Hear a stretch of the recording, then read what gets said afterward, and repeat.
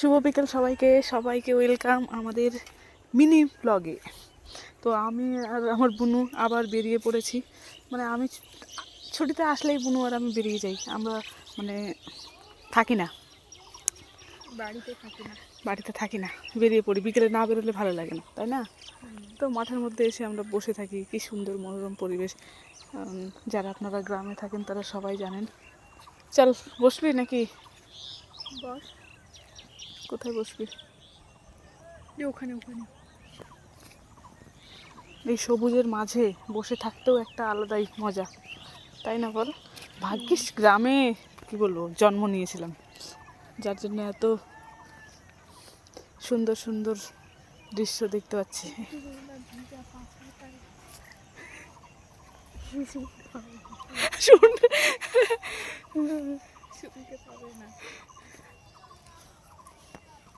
খুব সুন্দর।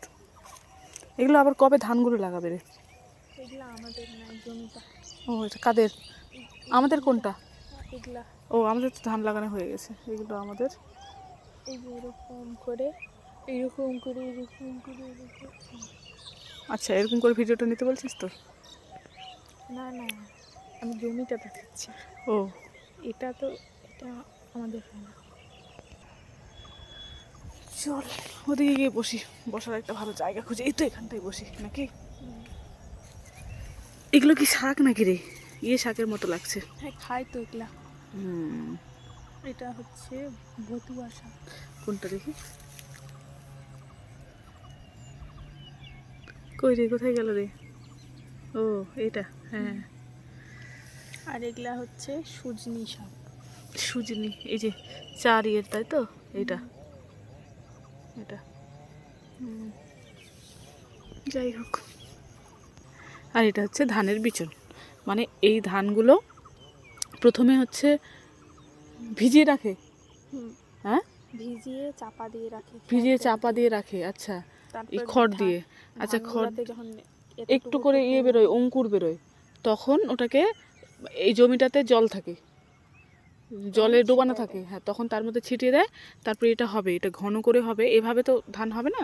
এবার এটাকে দেখা, ওই যে এইভাবে এইভাবে ফাঁকা ফাঁকা করে লাগাবে, মানে একটা আন্দাজ করে। ওগুলো আমি বুঝি না যদিও, ওগুলো বড়রা বুঝে।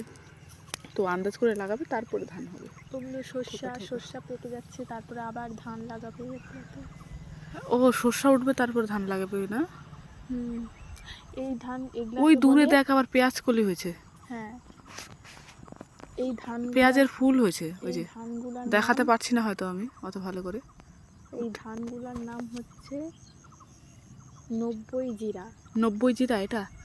তো ওই জন্য ওটা আগে লাগাতে হয় ধানটা। ও আচ্ছা। ওই ওই জমিতে সর্ষা লাগা যাবে না। ও তাহলে যদি না পাকে তখন লাগাও যাবে না ধানটা। ও হ্যাঁ, ঠিক তো। সূর্যটাও কি সুন্দর এখান থেকে দেখা যাচ্ছে, ভালো লাগছে। দেখেছি এখানে আবার একটা সর্ষের শাক হয়েছে এর মধ্যে। একটা হয়তো কিছু দানা পড়েছিল, দানা থেকে হয়ে গেছে। কি আবার একটা পাখির শব্দ শোনা যাচ্ছে। এবার পুজো হবে না ওখানটায়? কি জানি।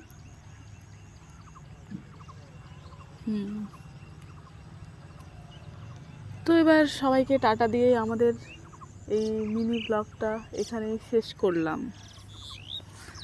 সবাই ভালো থাকবেন,